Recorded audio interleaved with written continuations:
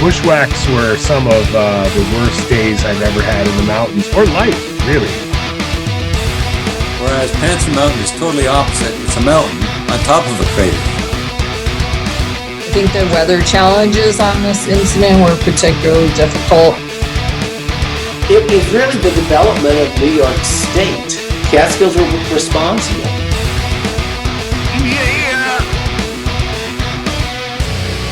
Now you're listening to Inside the Line, the Catskill Mountains Podcast. All right, so Tad won't be joining me this week. We have no episode next week due to my vacation, so Tad won't be joining me this week. Crazy. So welcome to episode 173 of Inside the Line, the Catskill Mountains Podcast. Tonight, AJ Schenkman will be joining me to talk about his book, Wicked Ulster County. He talks about desperados, gangs, and thieves within Wicked Ulster County in the late 1800s and early 1900s. So Tad won't be joining me tonight, so I crack open a hard cider for him. We will have no episode next week due to my vacation as well, so we will have a gap of a week. So let's talk about let's go straight into awesome news. The New York State 2025-26 budget includes a record $425 million for the Environmental Protection Fund, including $10 million for the Catskill and Adirondack Forest Preserves, $255,000 for the Catskill Visitor Center, and $50,000 for our Catskill Steward Program. Definitely a huge step forward in protecting the Catskills, supporting all who live and love in this region. This budget also includes funding for, of course, the Bel-Air Mountain Ski Center, who is sponsored by the New York State, invasive species management, including the Hemlock Woolly Algae biocontrol funding at Cornell University, statewide funding for clean water infrastructure, climate smart communities, smart growth, and Connect Kids grants. So hopefully some of this will go all about the Catskills as well. We need some help for our fire towers area. Of course, we all know the Balsam Lake cabin was shut down due to it can't be rebuilt and money can't be put into that for some reason. Some of the Catskill Park areas, it needs it. We need some new bridges rebuilt. We need a lot of signs and stuff like that. Unfortunately, the podcast can't donate directly into certain specific programs of the New York State area. We have to donate into New York State, and it goes wherever what New York State wants. So I would like to do a donation to make all the signs redone in the Catskills, but unfortunately I can't do that. So yeah. Great news, though. We'll get, once again, the Catskill Summit Stewards programs will be over in the Blackhead Mountain Range area, North Point, the South Lake area, Devil's Path, and the Woodland Valley area. So this is a good step forward for the Catskills. Let's see how this kicks in, and hopefully we'll have a great year of reporting and stuff like that, that we will continue to influence people to do the right thing when they're hiking in the Catskills and when they're visiting the Catskills. So also we have some new DEC ranger reports. So I got one. Let's start this off with a really interesting one. So in the town of New Windsor in Orange County, a hunting-related shooting incident on May 13th at 11:10 a.m., Forest Ranger Jan responded to a call about a turkey hunter who was shot in the face with birdshot at Stewart State Forest. The victim was injured, but able to call 911, and with New York State Police leading the investigation, 8 forest rangers worked with DEC Environmental Conservation Police officers, Bureau of Land Environmental Crimes Investigations, and the Orange County Sheriff's Police, and multiple police departments to secure the scene. At 12 p.m., the wounded hunter was transported by medvac to Westchester Medical Center. Thanks to the collaboration of all involved, a suspect was identified and taken into state police custody. What the actual bleep? So someone shot another person in the face. How does this happen? How do you mistake someone walking on 2 feet rather than 4 and you shoot them? I cannot wait to hear the details that emerge from this. If we never hear any details usually from this stuff that happens. But what the actual, god damn, in the face. Crazy. So there was also an incident in Rensselaer County that involved a 79-year-old with dementia who had last seen his home at 2:30 a.m. on May 14th. Rangers searched with 30 people. They eventually found the person, subject walking inside the search area. The deputies who were certified EMT provided medical aid. The person was escorted out at 5:18 p.m. So good job by the New York State Police, a bunch of different agencies involved. Unfortunately, there was a recovery incident that happened down in Ulster County in Schwangunk. So on May 15th, 7 a.m., New York University campus safety contacted Raybook Dispatch and assistance for a missing student. The 20-year-old had last been seen on May 12th. His roommate indicated that the student was upset and left. The following day, the subject sent a picture of himself hiking on the Schwangunk Ridge. Rangers were joined by New York State Police, the New York State Office of Parks, Recreation, and Historic Program. By 1:45 p.m., New York State Police was using canines, drones, and helicopter. At 2:45 p.m., the crews located the subject deceased below the cliff of the line of Gorchu's Nose Trail. Rangers and park staff set up a high-angle rope recovery to raise the subject up the 90-foot cliff. Once at the top of the cliff, crews carried the subject approximately 1 mile out of the woods, where they met the Ulster County medical examiner. Resources were clear at 8:30 p.m. If someone you know needs mental health assistance, help is available. 988 is a free 24-hour hotline to call or text anywhere in New York. You can also call the National Suicide Prevention Lifeline at 1-800-273-TALK. Unfortunate incident down there in the Schwanguns. Thank you to everyone who was involved in the recovery of this person. Fortunate incident. Also, once again, take a look out. A lot of places are doing fire controlled burns right now. They're doing assistant programs to help teach of fire control that happens around the area. As we all know, last year was a crazy year for forest fires here in New York State and down in New Jersey. So if you see something, report something.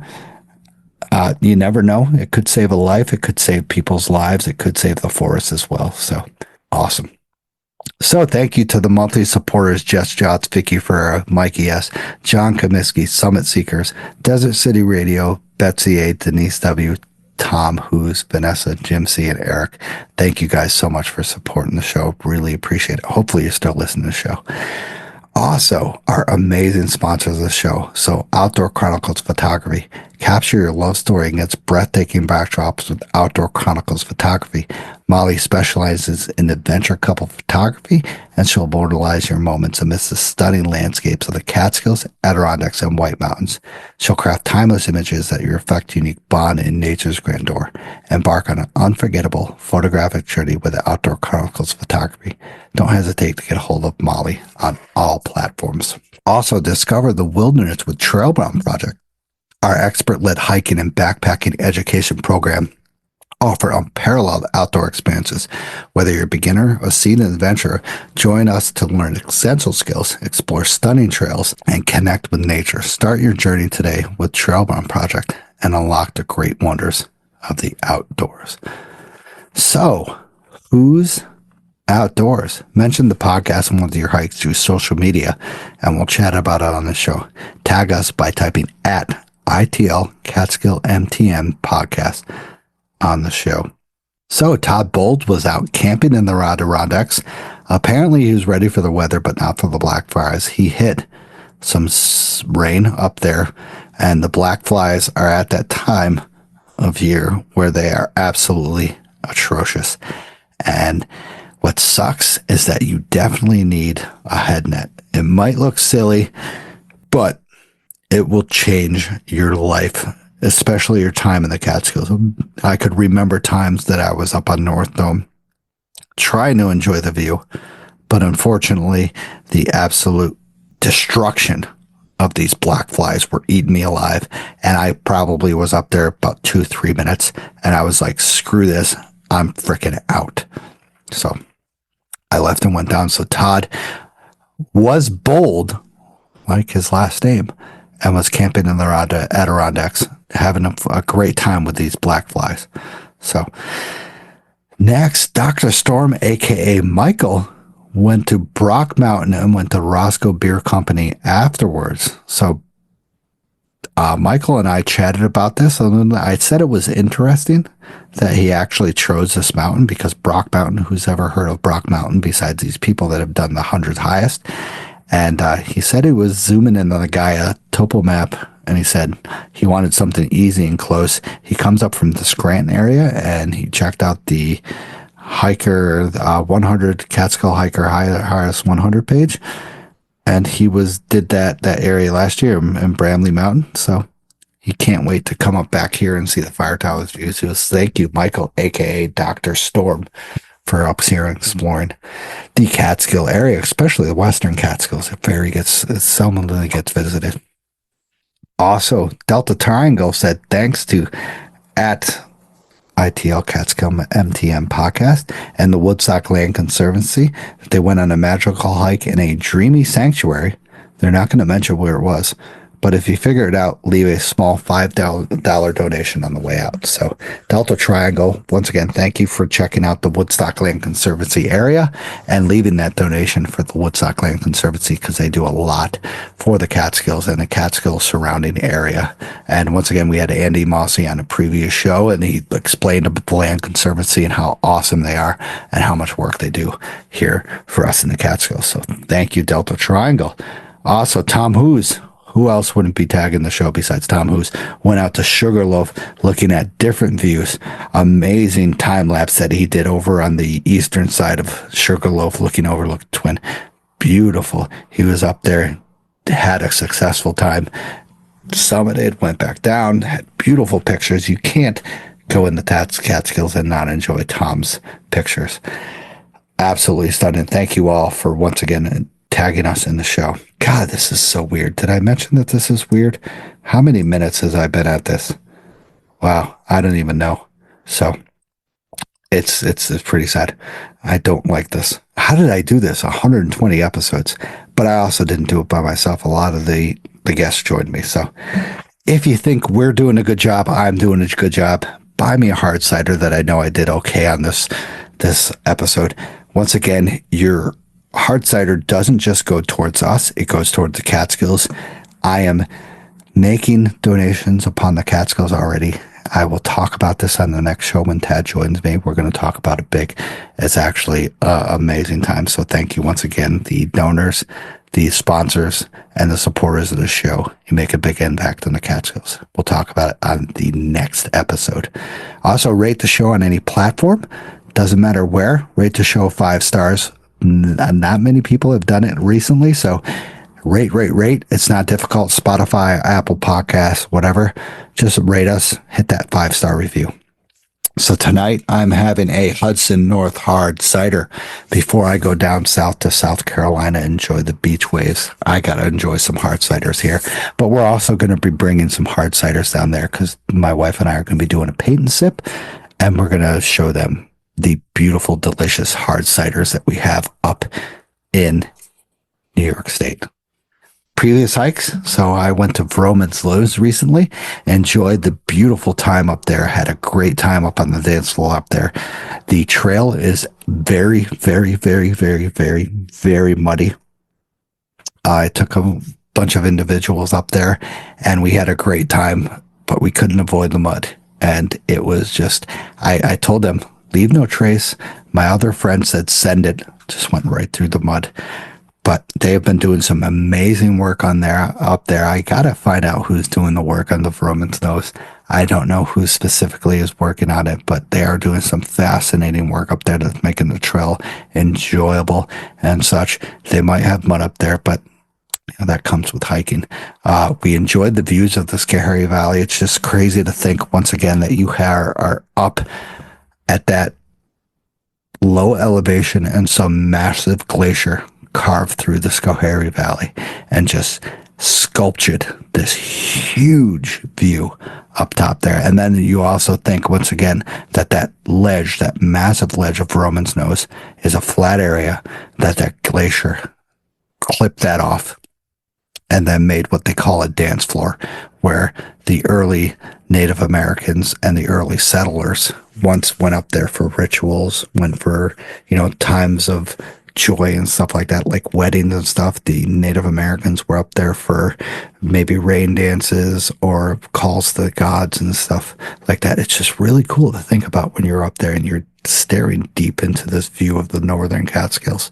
I enjoy that hike so much. It's worth the drive. I know a lot of these people are listening down from the Hudson Valley area. That is a great drive up there. You can see Howe's Cavern, fantastic area within 18 minutes away from Roman's Nose. The Roman's Nose hike is very easy, probably around 2 miles. So there's a bunch of stuff to enjoy around there. Plus you can go afterwards and get an amazing ice cream or pizza at Stewart's. So, or just amazing ice cream at a local shop down there in the Middleburg area. So check out Roman's Nose, please. Fascinating area. Tell me about it on the show. Say that you enjoyed it. So news, once again, volunteer, 3500 Club, Catskills Trail Crew, Catskill Mountains Club, Visitors Center, Jolly Rovers Trail Crew, Brailey Mountain Fire Tower. Anywhere you can volunteer, it makes a big impact on the Catskills. Volunteers is what makes hiking beautiful and stunning. So once again, apparently I ran out of stickers at Camp Catskill, so I got to get over there and get some stickers. Whoever was there to see Mo and was looking for a sticker and we didn't have one, please send me a message on Instagram, Facebook, or wherever at srus82@gmail.com, srussin82@gmail.com for a free sticker. I will send it to you, of course, free of charge. I'll send it to anybody free of charge. Just send me a message and I will send it to you via the mail. You'll get it in 2 or 3 4 days. Who knows? So weather forecast. We are looking at some a bit colder weather this weekend. Friday, we are looking at a high of 34 and a low of 16. Winds minimal in the morning, but gaining at night. Winds are going to be significant, up to 31 miles an hour at night, but in the morning, it's going to be cloudy skies, no accumulations. But the night before Thursday, there's going to be near a half an inch of snow. So you might have snow up in the higher areas. It's crazy. Once again, we're in spring, but prepare for winter weather. So Saturday looks like to be cloudy skies. Wind gusts are going to be a little high in the high 20s, a high of 36 and a low of 16 degrees in the morning. So once again, winter-like weather. Sunday, we're going to start gradually increasing in temperature. It's going to be a high of 46 and a low of 23 in the morning, with rain accumulations being up to 0.04 inches. So a little bit of rain, packed for winter and colder weather with also rain. So crazy times. It's spring. It's going to be all effed up anyway. So the last set of sponsors, and then we'll get on to AJ. So discover Camp Catskill in Tannersville, your ultimate hiking store. Find top quality gear, apparel, and accessories for all your outdoor adventures. Our expert staff is here to help every hiker, from beginners to seasoned pros. We also carry a variety of unique Catskill souvenirs and gifts. Visit us online at campcatskill.co or in the store to gear up for your next journey. Adventure starts at Camp Catskill. Also, embark on a transformative journey with Another Summit. Another Summit is dedicated to serving veterans and first responders with free outdoors activities. Activities like walks in nature, paddling, hiking, and even backpacking. Join our supportive community to rejuvenate in nature's embrace. Experience camaraderie and venture and healing at no cost. Take your next step with Another Summit and ascend to new heights of resilience and joy. Apply today on anothersummit.org. Well, how about we get on to the guest of the night? Let's go! So tonight, author AJ Schenkman joins me and talk about his book, Wicked, Ulster County, Tales of Desperado, Gangs, and More. So welcome to the show, AJ. Thank you. Thank you for having me. I'm excited to be here. Yeah, dude, I have been reading your book for a while now. I'm pretty sure I've read it like at least 2 times. I wanted to read it a second time just to get once again, a feel of the things. And we're not going to break too much out, so people have to purchase the book to find out everything about the Catskills in Ulster County and stuff like that, what we had up here. So good to have you here. Hope you're doing okay. Everything doing okay, sir? Everything's doing all right. It's a beautiful day here in the Hudson Valley. Okay, excellent. Yeah, so Tad won't be joining us. He is out west. He is enjoying the Death Valley area. So it's just going to be me and you, AJ. We're going to chat about your book. So Wicked Ulster County. So how about before we break into that, you just give us a background about yourself, kid, where you came from, how you developed into being an author, stuff like that. Well, I come from another valley, not the Hudson Valley, but the Queens Valley, Kew Garden Hills in Queens, New York. And I mean, how did I find this place? I had an uncle and an aunt that lived up here. And I think, as the old legend goes, took a dip in the Wallkill, and you're destined to die here once you do that.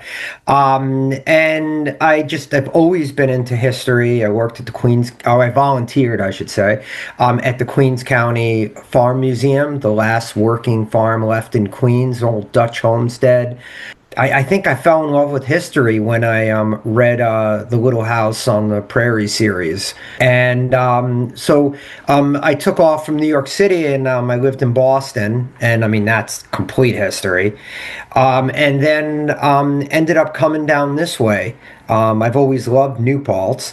And I started just kind of taking history courses and just learning and fell in love with Huguenot Street, worked at Washington's headquarters in Newburgh, and worked at the New Windsor Cantonment and historic Huguenot Street. And I always liked teaching about history because I had such great teachers that taught me history. Most of them were World War II veterans, and when we got to World War II, they would just stop. And my one of my favorite teachers was a D-Day medic in Normandy, and the stories that he used to tell were absolutely amazing. And so I tried to escape my destiny, and I wanted to be a rock star for a while, but that just wasn't in the stars. So I ended up becoming a teacher.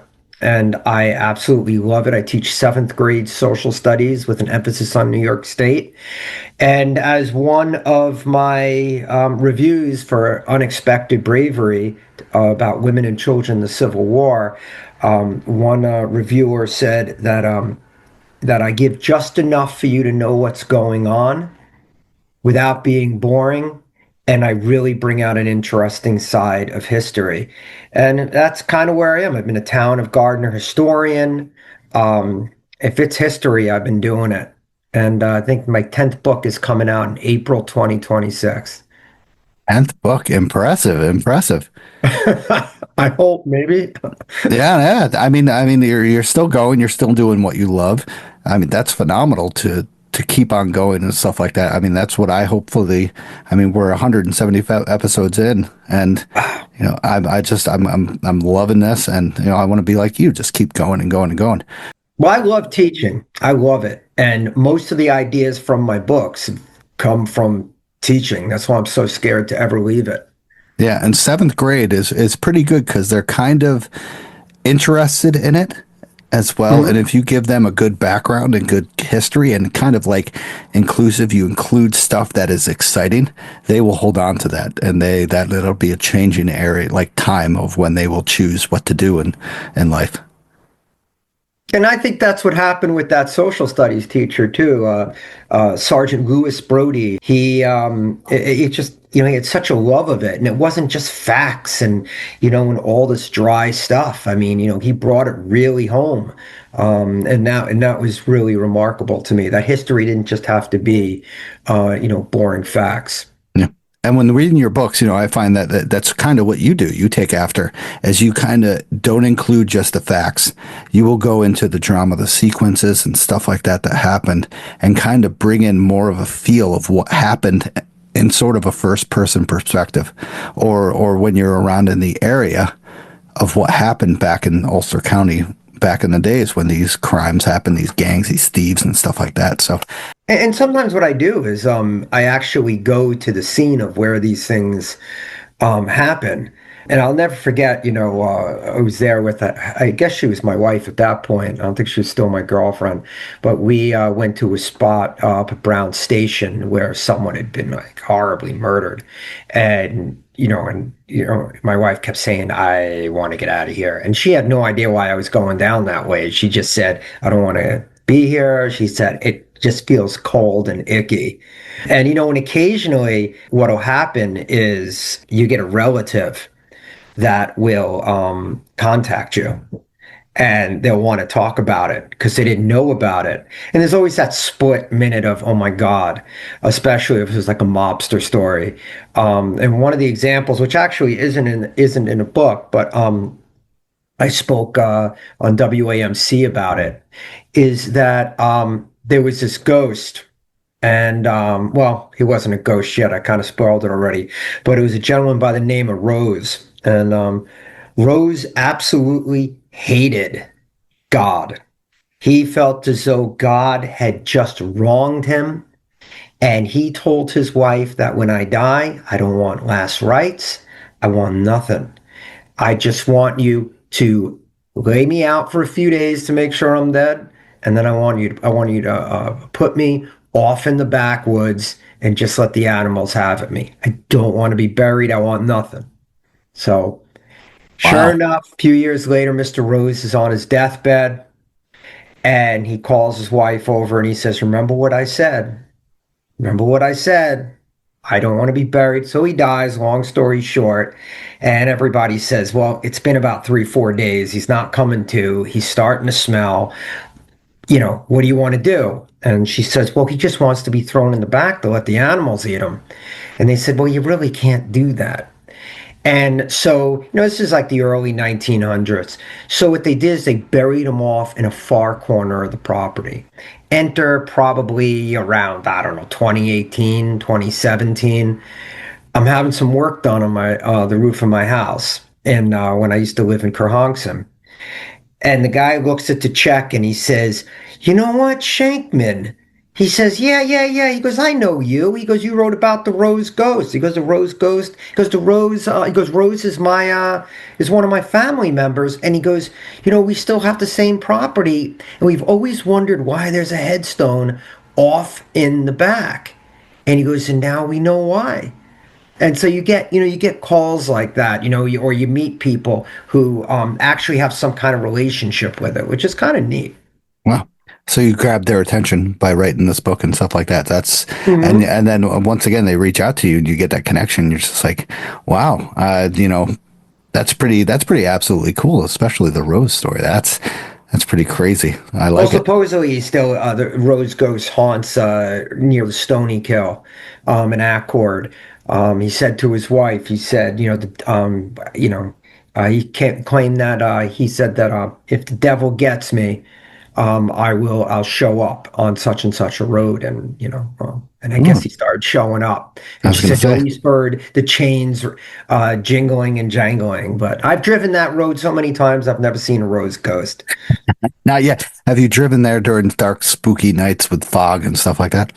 Of course. I mean, because everyone loves a good ghost story. Absolutely.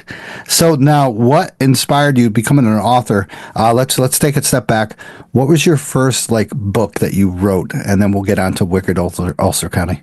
Oh God, the first book that I wrote was Washington's Headquarters in Newburgh. It was a Arcadia Images series.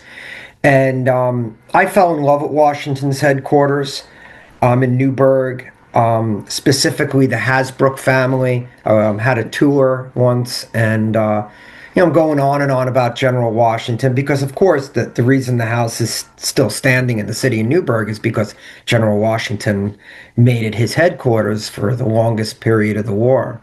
It was his longest serving headquarters. And so this little old woman says, yeah, I've been listening to you rattling on about General Washington. She goes, what about the Hasbrooks who built this? And what it turned out is she was a Hasbrook. And it was a Hasbrook house. And so she gave me a whole history lesson on, Jonathan Hasbrook. And so my tour became like the Un-Washington tour. It was also a little bit of a temper tantrum. And I just wanted to talk about what I wanted to talk about. So I always had to get a little bit more, a little bit more, a little bit more. So sure enough, I ended up publishing that book. And it's more I don't know if get a little snooty, an homage, is that how you say it? And to those 19th century books that were pictures, high interest pictures with little bits of information, almost like a tourist book. And then, of course, then I wrote the more academic. The next book was, I believe, Washington's Headquarters, Home to a Revolution. And before anyone complains about it, I have no choice in the cover. I didn't want Washington on it. It's not a book about Washington. It's a book about the Hasbrooks. But as my editor at the time told me, Jonathan Hasbrook's not going to sell any books. It's going to be Washington. True. Touché. So that started you off on your author journey, and then you started to go on. You want to mention any other books before we talk about Wicked Ulster I think County? that was it. I think the next book was Wicked Ulster.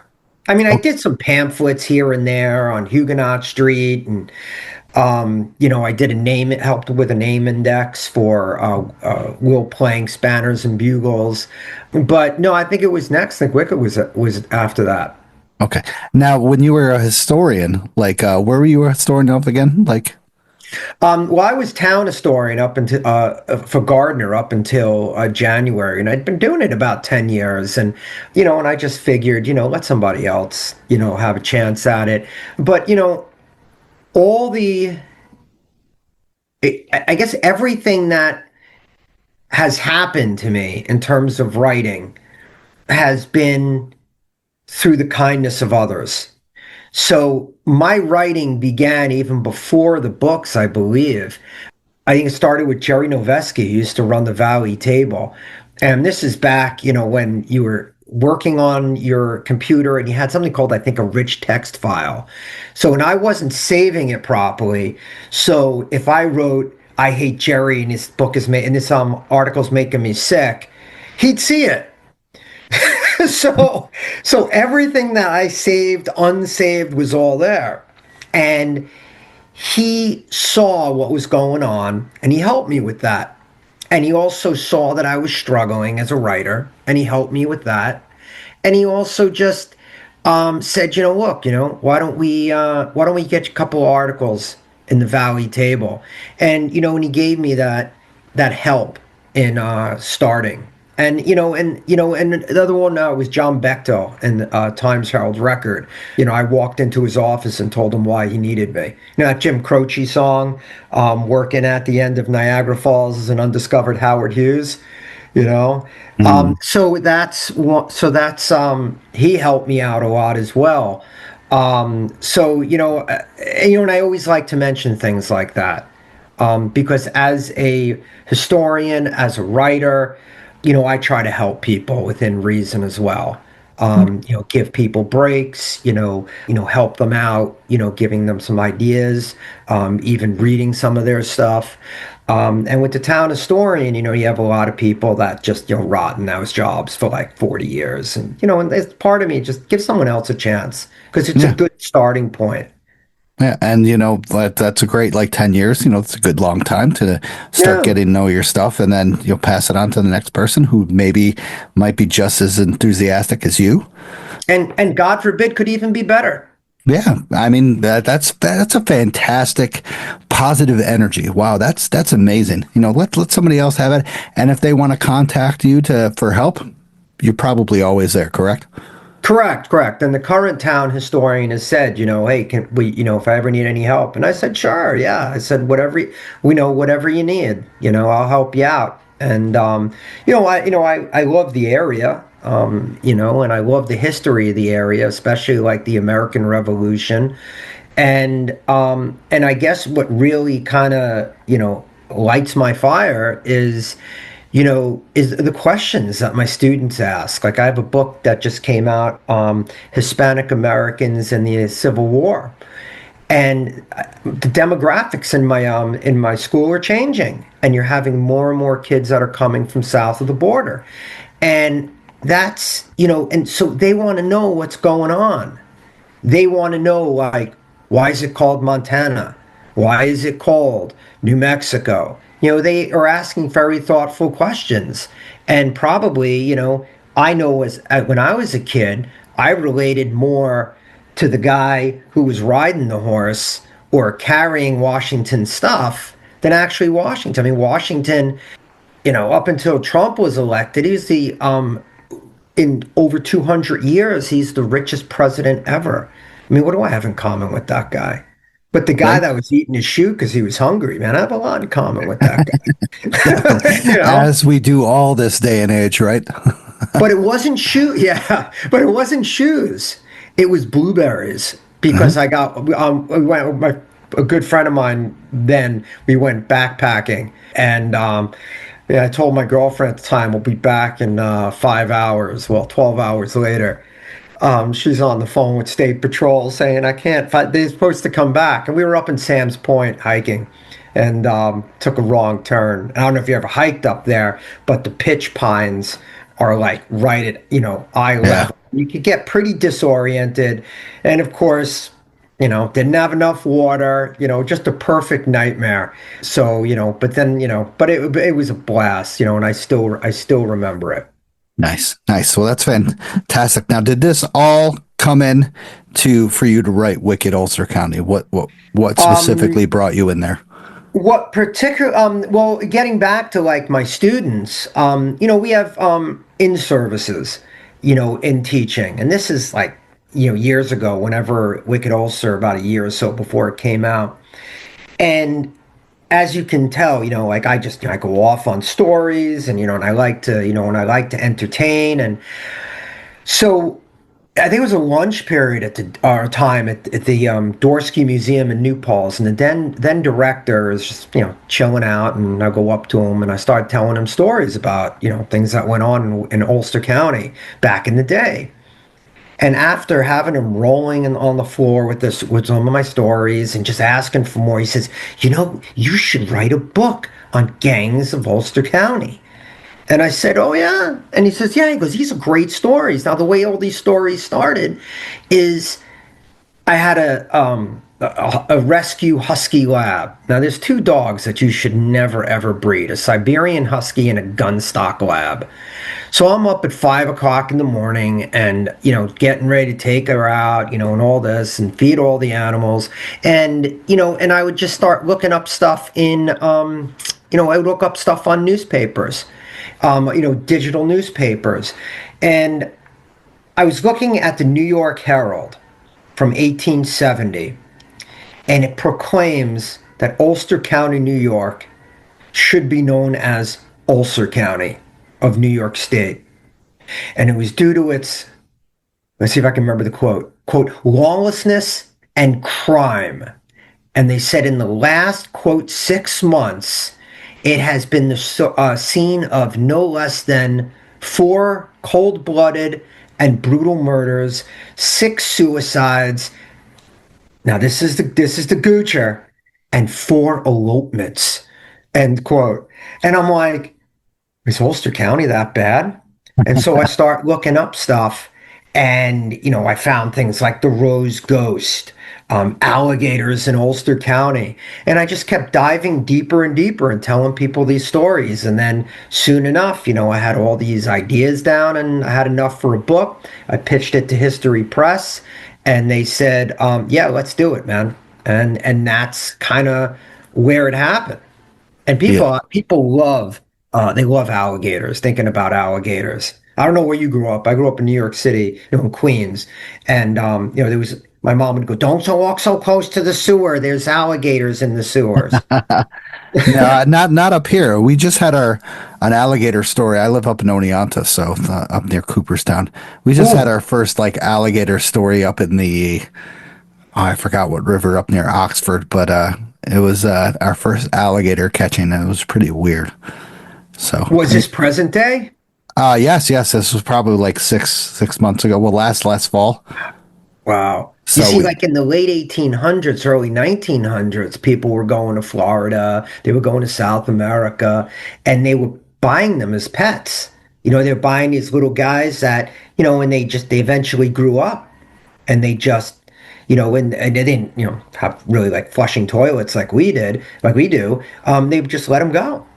wow. And so I think I said in the book, this guy William Smith of Slightsburg near Kingston, and he's trapping muskrats along the Hudson River, and he just stumbles on an alligator sunning itself.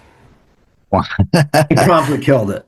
Well then, so if anybody's hiking, watch out for alligators in Ulster County. And Jesus. I think you'd have more of a chance of seeing a timber rattler. When I was up with my son up in Verneuil, and the dog, and there was just we went off the trail, ended up on a road, and there was this rattler, and I'm telling you, it was the full length of the road stretched out. Wow. That Yeah, scares me more than an alligator. yeah. Up Oh here. yeah, yeah. It's just the rattlers are kind of expanding with they used to be just at like Overlook, and now they're going up more towards like northwest towards Walton and Delaware County and stuff like that. So they're moving. So I'm those are like, you're right. Those I've seen a presentation on a timber rattlesnake bites, and it is goddamn horrifying. Just to Yeah.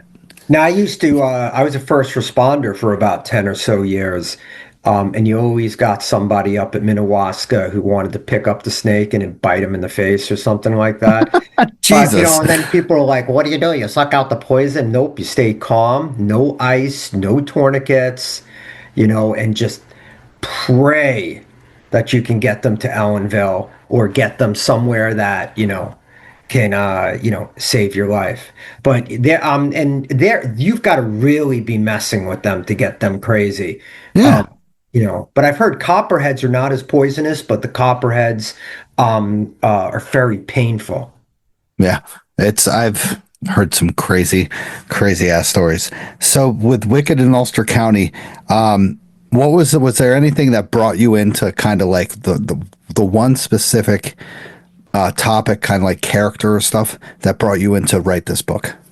I would say that it was the alligators. So not all the alligators got into Wicked. Some got into Murder and Mayhem. And there's some stuff in the Catskills about there, like Charles Schmidl. And if you know Kingston, and you know where, I'm trying to think of the streets offhand, Fair and Pearl, which is right by the county building, excuse me, where the DMV is and everything like that. The house is still there. There's a guy by the name of A.H. Bruin, and he liked alligators, and he kept two behind a high board fence. And again, this is like right at the corner of Fair and Pearl. And he wanted them to feel at home. So he tried to make it as much as a jungle atmosphere with palm trees and everything for the alligators. I don't know what he did in the winter, but neighbors were really worried about it. They tried to look in. They were afraid that they could jump the fence. And Bruin says, no, they can't jump the fence. Don't worry about them. But very quickly, Bruin realized as they got bigger that he could not keep up with the meat, buying the meat and all that. So he's talking to somebody and they said, these stray dogs and cats, they're a real problem. And that just really he thought about it. And he said he told the people of Kingston, hey, if you got a cat or a dog that you don't want, just throw it over the fence. And Wow. so which is hardcore. And then people said, well, what happens if they jump up and grab? They're not going to. But you know what? Just put a leash around their neck and lower them in. He says, I guarantee, quote, it'll be gentle and easy mastication, end quote. Wow. When I was doing talks about that, or I was telling those stories, people knew the house and they're like, get out of here. And I had to drive up to the house to see, where this would have been. And now I think it's like a fancy Airbnb, but it still exists. And I actually was even able to go into the building a little bit before they told me to get out. So, but it's all fun. And I guess the other one that really started. I won't talk too much about it because it's like a mainstay of it. But I got excited when Boardwalk Empire, when they were talking about it, is Harry Horowitz, who's known as Gyp the Blood. You know, you've heard of the Kosher Nostra. This is La Kosher Nostra. It's the Jewish mob. And it takes place around 1900 in the Tenderloin District, which is Times Square, and Lieutenant Charles Becker of the NYPD. And he's taken kickbacks to ensure protection of gambling rackets. Now, when I was growing up, Times Square was a real bad place. It was peep shows and all that stuff. It's not what it is today. So there was a guy, Harry Rosenthal, also known as Beansy, and he was running a racket. And then there was a chief of police who told Becker, he said, look, you got to start cleaning this place up. So Becker decided, you know what, even though Rosenthal has me as like a quasi-partner, is kicking stuff back to me, I'm going to still give him a really hard time, and I'm going to raid his, his establishment. I'm going to raid his house, his family. Now, if you're thinking I know that name Becker, it's because he's the only NYPD officer to be sent to the electric chair. Wow. And it took like 15 minutes to kill him. Wow. It was horrific. It was absolutely horrific. So Henry Beansy Rosenthal says, you know what? He goes, this is not right. This is not right that they're targeting me. So he goes to Chief of Police Waldo, who's putting the screws to Becker, and he goes also says, I'm going to the newspaper. I'm doing all of this stuff. And so they put a hit out on him. And I believe it's Becker that they claim put a hit out on him. So who are they looking for? Who are they going to talk to? They're going to talk to the Lenox Avenue gang, and Gyp the Blood, Harry Horowitz, is the leader of it. So out in front of the Metropole Hotel, they shoot this guy dead, and I think they say to him, one of them goes up before he puts a bullet in his head. He says, say hello, Beansy. Now say goodbye, Beansy. It's like a famous expression. So why am I telling you this when it's a Catskill podcast? And we're talking about New York City, because where did these guys disappear to? They disappeared to Fleischmann's. They disappeared. I think some said they disappeared to Ellenville, because there were large Jewish communities there, and they were hiding out. And, and so when people keep saying, oh, we saw them, we saw this guy, we saw Gyp the Blood. In fact, some of them had bolted to the Catskills, but in places also like Big Indian. But what happens is Harry Horowitz ends up going back to New York City at one point. But you have, all of these, police officers descending on these small places like Fleischmann's looking for them. Yeah. So it's real interesting, and it was a hoot to see them mentioned in Boardwalk Empire. And now, like your book takes place, like, can you give a timeline of what it takes place? It takes place now. That's an interesting question, because someone once said to me, they said, well, you don't do any of the new stuff. You don't do any of the mobsters who were in Kerhonkson and stuff like that. And I said, well, because they're still alive. And so what I do is I go to, I'm doing 1800s, like probably late 1800s, and I probably cap it around 1915 or so, just so there's no chance the person is alive, or anybody has any real connection to it, if that makes sense. And then somebody, asked me, they said, do you feel badly writing these stories? And I think was it Annie Lamont once said, I'm paraphrasing it, if people wanted you to remember them fondly, they should have behaved better in life. Correct. And like you talk about all this stuff, and back in the days, it was easier to get away with a crime. Like, we didn't have the internet, we didn't have like the crazy 5G networks that we have now and then. So like the word had to get around that something happened, and then like that person could have been long gone by then, or that person could have been days ahead of the police and stuff like that. You talk about a lot, a decent amount talks about, the Ashokan Reservoir times. is when, we brought people up from New York City, from Haiti and stuff like that, near New Mexico or Mexico and stuff. A lot of these people relied greatly on alcohol to kind of soothe their, I don't know, 14-hour workday that they had for. Yeah, and a lot of gambling, and that's where the reservoir police started. Because they brought these guys in who had been in the Philippines, and these guys are like, 6 foot tall, and these guys were nothing to mess with, and they were charged with keeping order in these camps. And I spoke to some guy where I used to keep my horses, and he says, yeah, he goes, my father used to talk about it. He said you'd literally like have these little towns that would just spring up. And he said, and they had lighting and they had everything. It was just, he said they had paved roads.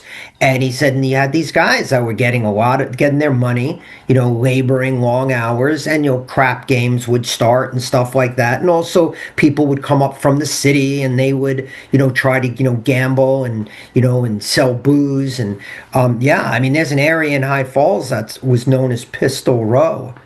So some of these areas could get really, really tough. And this gentleman was telling me, he said that it really irked locals as well. Yeah, definitely. They were, they didn't like all of this, what they felt was riffraff, coming up and these, and also not to mention, I mean, how many towns were flooded to create the aqueduct, to feed, New York City? I should say, satiate their thirst. And so law enforcement had its hands full. And I mean, some of these guys, I mean, like Zadok P. Boyce, I think he was born around 1858. He's, I think, sheriff of Ulster County, 1906 to 1909. And my students always say to me, where do you keep all this, man? Like, I look off into the distance and I just pull these things. That's like a Rolodex. Yeah, that was my next question. How did you research this stuff? How did you, catch on to all this?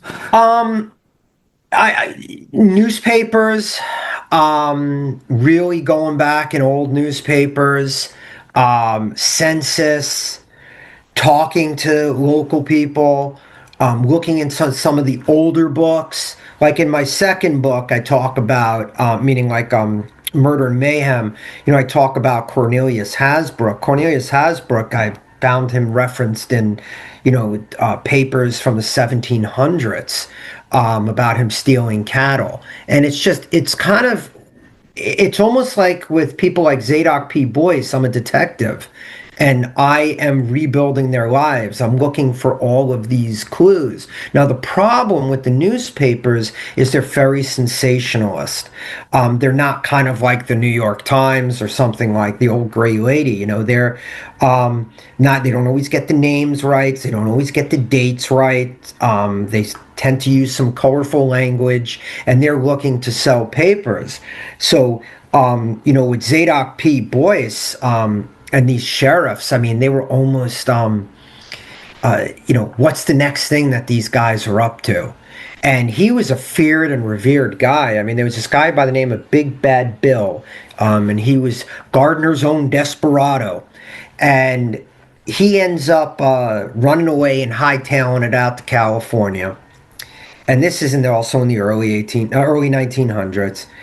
And finally, they get word from a sheriff's deputy out in California. They radio or telegraph or call to the Ulster County Sheriff's Department. They say, we got this guy named Big Bad Bill.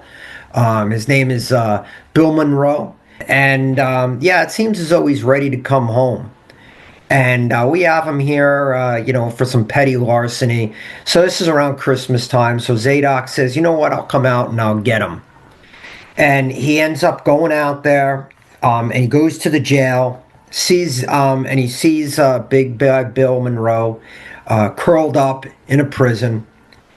And as soon as Monroe sees Boyce, he jumps up, runs to him, gives him a hug, and says, thank God you're here. There are bad people in this prison, not realizing he's one of them.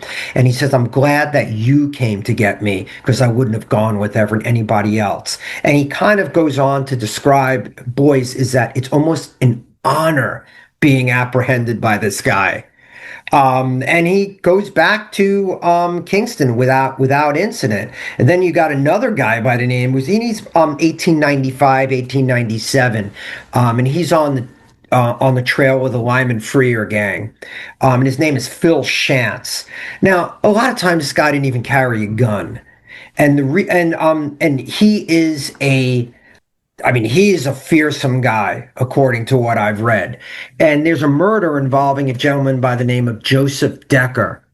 And one day, Shantz is out and he's driving. I don't know what that is. He's driving back from church with his wife, and he sees Decker.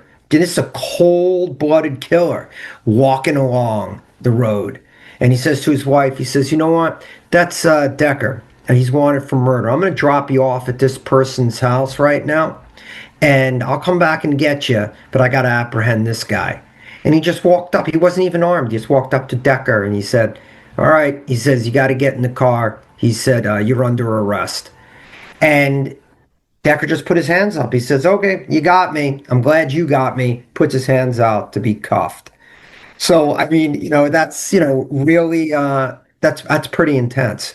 Yeah. There's a lot of intense stuff that you have in your book, like it's just some of the times I've read it once, and I'm reading it again just to get a feel of it again. It's just desperados and gangs that are in Ulster County. Once again, you said that they came from New York City and they had to flee up here, and we've heard that was Gyp the Blood that came up here, and they were part of, I guess, what you would call like the a Jewish mob, and but people like Big Bad Bill, the Gardner Desperado, he was in this whole area. And he was just a local guy. And one of the problems that he had is that the alcohol back then was very, very strong. I think they called it liquid dynamite. Yep. And he'd drink it and he'd just go off. And he was very assaultive, always stealing, and they kind of took him with a grain of salt. They let him go more times than they, put him to jail. And he just, but then it got serious when he ended up killing somebody to try to get the money that supposedly they held. But there are a lot of people that are local. But around the Ashokan, a lot of those murders, those are not local people. Those are people that come up from the city and all other points as well. But the Lyman Freer gang, the Freers are an old family here, just as the Deckers are. Where I used to live in Crohonson, there was an area known as Decker Mountain. And I mean, those areas are Deckerville. Those are areas where the Deckers lived. So was this kind of like one of those bizarre stories that you've read, or some, one of the stories that I read that I liked, of course, was the Ashokan slasher. Oh, I knew it. I knew before even I knew that. That one's crazy. It's very short, but it's crazy. It has a little bit. I don't know. And that kind of like, I'm sorry to interrupt, but that kind of like coincides with what you're talking about now. We're talking about the reservoir times of Arrow, where they go kind of like after work to drink, and then they have a little bit too much to drink. Everything is so strong that they just keep going and going, and then they get totally wasted. But the Ashokan slasher, this is in your book. Can you talk about it without giving it fully away? Yeah, if I remember correctly, I don't know how I'm remembering all this. I think in the book I open up, it was billed as the worst murder in recent memory, and it was the first capital execution in a quarter of a century. Wow. The crime was just so vicious in nature, and the man at the center of these events was a day laborer, and his name was Samuel Ford, if I remember correctly. And it's around March 1909. And it's in the Catskills, the Ashokan Reservoir. And his wife's name was Kaptora, if I remember correctly. And this happened in High Falls, in February 1909. And I basically he got upset with her and he slashed her. And I mean, I think it was on Pistol Row, which was known as a really, really, really, really, really bad area. Um, and he served time in the Ulster County Jail, and I guess when he returned, he located his wife and agreed to take him back. And then the two relocated a short distance away to Brown Station. And this is the one where I was explaining earlier when I went down to all the old buildings are still there, where I took a right down to the end of Brown Station. And this is where it happened. In fact, I've just actually, and I've got a map of the High Falls in there and everything. I just opened the book. And it said in the spring of 1908, Ford was employed by MacArthur Brothers and Winston and Company, both subcontractors working for New York City on the Ashokan Reservoir. He and his wife were lodging at the house of Hugh Parrish and his wife. Unfortunately, Ford could not keep it together for long, and events started to spiral out of control. On March 27th, for reasons known only to Ford, he went to his paymaster to get all of the earnings owed to him.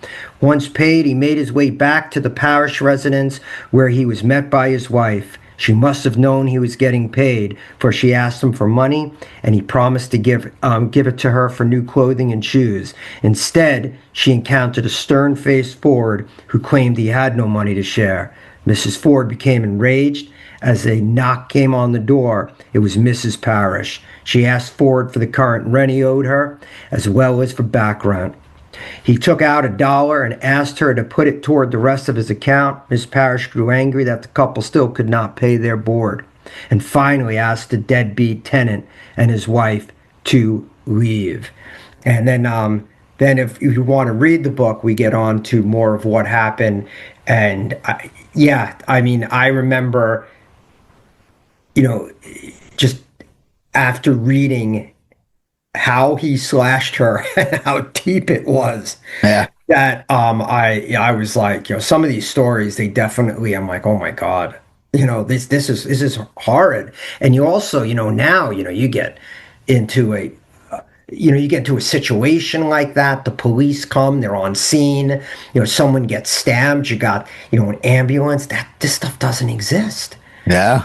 And not everybody has phones. Yeah. How long did it take for an ambulance to reach you when this shit happened back then? There really weren't any ambulances. Yeah. Well, yeah. I mean, yeah, like there would be like a coroner there. We'd have a doctor or something like that. Yeah. I mean, the coroner inquests are pretty interesting as well. Where they try to, recreate the actual crime that happened. But it's exactly what it says. It's tales of gangs, desperados, and more. Now, we chatted about a little bit about law enforcement before. Mm-hmm. Now, with these local communities, did this affect the local communities? How has law enforcement evolved? Especially like we talk about the 1900s. The Ashokan Reservoir was being built. All these little local communities with kind of not stationary people, but only temporary people were there, and you have all these problems. It had to be a ruckus around that area. Well, when you have transient population, I mean, it tends to kind of be a problem. But that's why the reservoir police were created. They're known they're the DEP police, and I live near one of the shafts for the reservoir, and I'll still see DEP. I mean, they're New York City cops, and these reservoir police were there specifically to keep order. And they tried to ban alcohol, and they tried to ban drugs, and they tried to ban gambling, but it wasn't always possible. And they tried to keep them out of the towns. But when you think about the law enforcement, like these local sheriffs and sheriff's deputies, like Deputy Sheriff Cohn from Kingston, these guys, it's almost, I think, a Columbo. They're just, it's a wanted poster. it's just, they're sleuths. They are just following a trail. There's no, like you said, there's no internet. There's no, generally no, most people don't have phones. And for a long time, you don't even have cars. Yeah. I think if you ever seen Butch Cassidy and the Sundance Kid when they're being followed by the guy in the white suit, and he just keeps following him, and he goes, "That he's the best tracker in the world," he said, and he's on our trail, and because they just kept saying, "Who is that guy? Who is that guy?" And I always think about, Boyce. And I lived in a very small town. Kerhonksen's a small hamlet, and even then, it was a few troopers, and they just got to know the population, and they knew who was causing all the trouble. They know who to go to when there's a problem. And these guys are that same way. Like, they're part sheriff, part detective, and they would, and they dealt effectively, and they were tough people. And they didn't always serve for a long time. I mean, Boyce was a farmer, and I believe a mill operator. I mean, the Boyce family is a very well-known family, but, it's, I don't want to paint the portrait that, Ulster County was just this lawless place. There was definitely crime, and there was definitely, I would say, especially when they were building the reservoir in that area, when in High Falls and stuff like that, there were definitely problems. There was definitely crime. And, we're talking this is big crime. We're not talking about the petty larcenies and grand larceny and stuff like that. Yeah. So. And then more, with the Ashokan Reservoir being built, the population, because of the temporary associates and stuff like that, builders and stuff, it soared sky high because everybody was up definitely. there temporarily. So now all these, shepherd, like you said, sheriffs, deputies, stuff like that, detective, people that are all doing one thing have so many more roles than they originally had. And just they're overwhelmed in some regards. They are overwhelmed, and when the newspaper picks up on it, and they just, what's going on here? I mean, the New York Herald. I mean, what was that? One of the largest distributed newspapers at that time. Calling this, calling it Ulster County. I never knew that, so that's pretty funny. Yeah, but it's sensationalist, but also, these, these sheriffs and stuff, they also had to bow to popular opinion. But, and then even, in my second book about this, because, just Wicked wasn't enough. People now wanted Murder and Mayhem as well. Not only do I revisit some of the stories, but I also talk about, people that did, not such wonderful things in during the American Revolution, like Cornelius Hasbrouck. He's the son of Jonathan Hasbrouck. Jonathan Hasbrouck in 1767 is, I believe, the wealthiest man in Newburgh. He's a merchant. He's a patriot. Patriots, generals and people, part of the revolution, stay at his house frequently. And even later on, General Washington, the quartermaster general, stays at the Hasbrouck house, and this is the oldest surviving son of Colonel Jonathan Hasbrouck, and he just disappears. And all you see in any of the, older, 19th century type stories is that he espoused the cause of the king and took off for Nova Scotia. But wait a minute, I'm finding in the records that as late as 1798, he's in Newburgh. I'm finding all kinds of information that are talking to the contrary. So it turns out, that there was a letter written about him in Clinton's papers, Governor Clinton, who was the first governor of New York State. And it basically said, we caught this guy by the name of Cornelius Hasbrouck, and he stole cattle. So I thought it just was going to end there because it was a tremendous archives fire in the early 1900s in New York State archives. And when I called to ask about the depositions, they told me that they probably got burned up. So I get a call, they're there. Now, how did the other Clinton papers survive is that someone by the name, I think, of Hugh Hastings transcribed them all in the 1890s. So it turns out, through the depositions, that Cornelius Hasbrouck was upset that the government, here's a surprise, wasn't paying him for keeping cattle for the troops. And they were doing a lot of damage. They were, eating all his fodder, and he really needed to get paid. So he decided, if you're not going to pay me, I'm just going to take a few of the cows and I'm going to sell them. And that doesn't go well. So they caught him. They caught him stealing the cattle, and they send him up to Kingston and they brand him. Yeah, I mean, I'm talking iron brand. And it's like, so here, like, I'm putting this whole guy's life together, and, and he doesn't even leave the county until around 1800. And why does he leave? Why doesn't he leave? Because he's waiting for his father's last will and testament to take effect. And, in the youngest Hasbrouck, Jonathan Hasbrouck, maybe Jr., to take effect. We hit him to hit majority at age 21, and then what happens is Cornelius just begins selling off everything that he has, and he does take off, and he goes to Canada. He goes to Canada, and ends up in an area known as the town of Sandwich. So, long story short, I mean,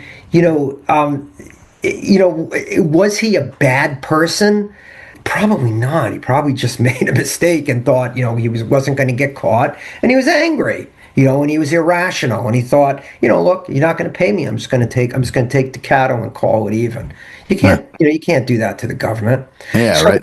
I mean, he has been painted as a villain, and by his family as well. But there are just some people that are just caught on the wrong side. I mean, there's one guy by the name, I think his name is Charles Schmidl, or Schmiedel. His wife thought he was dead. And when she's getting married, he shows up at to church and says, "Hey man, I'm here." Wow. So, things like that. And that was considered, really, that was considered really bad back then. Now, with these places, you chatted about going to like Brown Station and getting like a feel of vibe, stuff like that. Do you have any other places that you can go to and get a vibe or get a kind of like a view of what happened? Like, have you ever heard of Bad Man's Cave up in the North-South Lake region? No.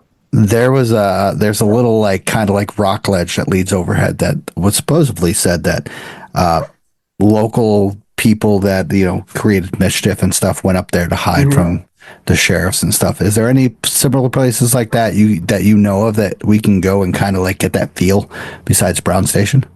It's not the Catskills. But that's good. This is kind of like this is branching into a little bit of a Hudson Valley podcast too, just to let you know. Okay. I used to work at historic Huguenot Street. I lived on the street. I was a docent, and I also did some groundskeeping, some security. I think it was maybe the last year I was in college, working on a master's. So this is different now. This was like, 90s. It was like really kind of low tech. So when I was closing up the street for the day, if I remember this correctly, if the flags were out, the alarms were off. If the flags were in, the alarms were on. So this is what I would do. Put the flag in, turn the alarm on, and leave. Now there's the Deo house that's there. Big old Queen Anne mansion. It has, a service entrance, the whole 9 yards. And I walked down to close up the Jean house, and then I'm coming back, and the flag is out to the Dale house. And I know I had put that flag in, and I had set the alarm. I go up to it, Flag is out. Alarm is off. Okay, maybe somebody went in. But because I'm a little bit of a nervous guy, I called this other guy, Brian, and I said, Brian, why don't you come with me? He said, okay. And we go up the back stairs. Now, there's a portrait at the top. Well, it's not there anymore. It's now I think it's now in the parlor of Gertrude. I think it's a Gertrude Bogardus Deo, maybe, or Gertrude Bogardus. It's getting late. My mind's kind of starting to go. And she died of tuberculosis consumption. And her portrait's right at the top. And she looks horrible. It was done just before she died. And people always spoke about, don't say anything bad about her. She looks like her eyes are following you. Sometimes she's smiling, sometimes she's not. I didn't think anything of it. So I'm going up the back way to, the servants' staircase. And up at the top of the stairs, hovering just above the floor, is Gertrude. And I freaked out.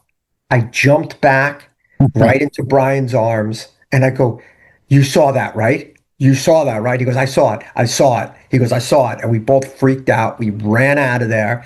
And I believe that we had, I believe the New Paltz police might have come and done a sweep of the whole place. Wow. And it was nothing. It was Gertrude. So since then, I've heard that, that Gertrude was upset with where her portrait was, and that periodically the portrait would just fall.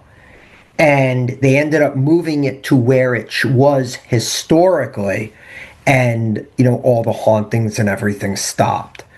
There are things like that. So I mean, but I remember with my wife driving down Brown Station, and it's hard to describe. You have all these old buildings, and then you go off to the right, and it says Brown Station Road or something like that, and you go down all the way to the end. And I knew what I was going to, but my wife didn't. And I just said I was just checking out some roads, and she claimed that she could feel the presence of Mrs. Ford down there. Yeah. So I mean, that's really the only places that that are contained in the book. And Washington's headquarters, when I worked there, and I sometimes would be there late at night vacuuming the headquarters and stuff like that. Sometimes you'd hear things, especially up at the loom room, you'd hear whispering. And as you went up closer, you'd hear shh, shh, shh, shh, shh, shh, things like that, so Wow. maybe it's Cornelius, scheming. But I think that's the only ones. I mean, other than like the Rose Ghost, I've gone to Kerhonkson to try to find or see Sam Kettle's ghost. He was killed right by the old bridge during a Native American raid. But I've never seen anything. I've never seen anything like that. I mean, you never know. Some people might get a different vibe, but when you go there and stuff like that, some people might get an experience like you had with the Brown Station and Gertrude and stuff. I mean, read the book and see where you can go check out, and maybe you'll get a feel for something. Yeah. That AJ didn't. So that's crazy. So now, if we're gonna somewhat wrap this up a little bit, where can we purchase your writings? Just about anywhere. If you want to do it locally, I'm sure Barner Books, I'm sure Inquiring Minds, if anything, you can order it. Believe it or not, New Paul's Dietrich's Pharmacy or Dietrich's Pharmacy carries them. Even Walgreens is carrying my books. No shit. If and if you got to have it now, of course, those ugly standbys of Amazon. Yeah. Stuff like that. Those are always places where you can get them as well. Or if you happen to catch me in a signing, and I'm hoping to hit the road again. I just came back from Peddler's Village, talking about my latest children's book and all that. And I like talking. I do a very interactive kind of talk, and I'm also hoping for the 250th the 250 of the American Revolution, Declaration of Independence, all that. I'm hoping I'm going to do some talks because right along the line of Wicked Ulster, I also have Patriots and Spies, which is about spies in New York State. It's actually Patriots and Spies in Revolutionary New York, and it covers the Hudson from probably just north of Albany all the way down to the mouth, which is in New York City. Includes attempts on Washington's life, spies that get a little too close to Washington, all kinds of weird and kind of crazy stuff, which is really nice. Now you talk about that. Where can we find out about your events? Like where you might be, in the future doing kind of like presentations, signings, stuff like that. www.ajschenkman.com. Simple as Yeah, heck. yeah, it's simple. And I have a blog where I will do some his wicked stuff on there as well. In fact, I talk about Charlie Yanowski, and Frank Capra. They come up here, mobsters, and the state police, and the men who bring them to justice, and all of this great stuff. And that is my blog is History Made Seamless, and I'm actually up for an award with it this year. I think I just have to beat out the Beacon blog, and I'm also up for an award as for it would be the second time I've won it, Best Author of the Hudson Valley. I'm also on Instagram. God, what's my Instagram? Is it I think it's author AJ Schenkman. And I'm also Yeah, on TikTok, which is and author Facebook. AJ. I mean, that's a more personal spot. I mean, Facebook. No, don't. I would say that you're author, you're AJ Schenkman, but you kind of tag all your stuff. Yeah, author AJ Schenkman on Instagram, and then on Facebook you can look up AJ Schenkman. Yeah, I think the Facebook is attached to the Instagram. I'm not on Facebook as much as I'm on Instagram, and TikTok. And on History Made Seamless, I just went to Pennsylvania to see where Washington did his famous crossing of the Delaware.